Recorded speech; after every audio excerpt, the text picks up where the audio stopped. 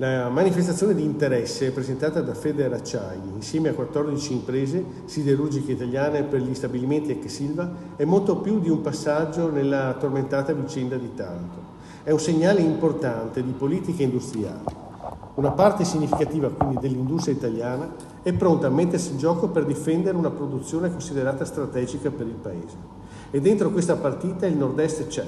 E c'è con nomi importanti, ABS del gruppo Danieli e Compagnia Siderurgica Italiana del gruppo Pittini per il Friuli Venezia Giulia, AFV, Acciaierie Beltrame e Acciaierie Venete per il Veneto.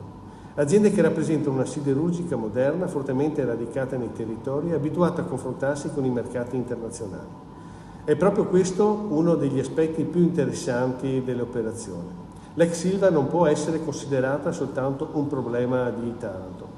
L'acciaio è la base di un'intera filiera, meccanica, automotive, infrastrutture, edilizia, cantieristica navale. E per un territorio manufatturiero come il Nord-Est, poter contare su una produzione siderurgica nazionale significa ridurre la dipendenza dall'estero e aumentare la sicurezza degli approvvigionamenti. Ma la manifestazione di interesse è soltanto il primo passo. Ora arriverà la due diligence e bisogna capire quale progetto industriale potrà realmente emergere. Il punto più delicato riguarda la divisione tra area a caldo e area a freddo. La cordata italiana sembrerebbe interessata soprattutto alla seconda, lasciando allo Stato il difficile compito della bonifica dell'area a caldo.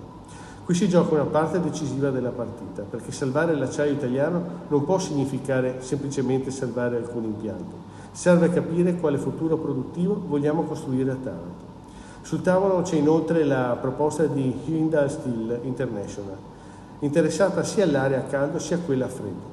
Il confronto quindi non sarà soltanto economico, sarà anche strategico. Mantenere nelle mani dell'industria italiana una parte fondamentale della nostra siderurgia oppure affidarsi a un grande gruppo internazionale.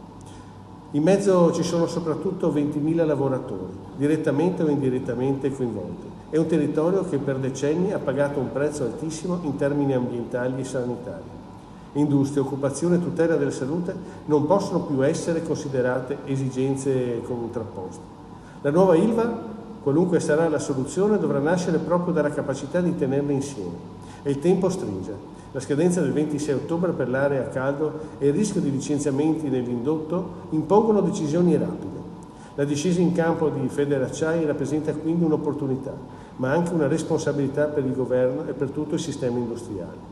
Perché l'Italia deve decidere se vuole continuare a essere una grande nazione manufatturiera e una grande nazione manufatturiera non può rinunciare facilmente all'acciaio. Il Nord-Est questa volta ha scelto di provarci e forse proprio dalla capacità delle nostre imprese di fare sistema può arrivare una delle risposte più concrete alla crisi industriale italiana. Abbiamo saputo tramite alcuni nostri clienti che arrivano dei messaggini su WhatsApp con tentativi di truffa di agenzie che si spacciano per e-distribuzione, che è il distributore locale, dove dicono che ci sono in corso più contratti, ci sono in corso più attivazioni e si rischia di ricevere più bollette per la stessa fornitura. Non è niente vero ovviamente, perché e-distribuzione stessa smentisce questa truffa. Si sono affinati, perché prima telefonavano, si spacciavano per il gestore, per il comune, per l'agenzia di entrate, e invece adesso mandano proprio un messaggio su WhatsApp. Consiglio che diamo a tutti è di non fare mai nulla per telefono. Se il vostro fornitore vi deve comunicare qualcosa, vi manda per iscritto comunicazioni ufficiali. Nel dubbio, prima di aderire a qualsiasi proposta, venite a trovarci qua sotto Marina, in via Mediterraneo 135, e vi diamo assistenza, vi supportiamo.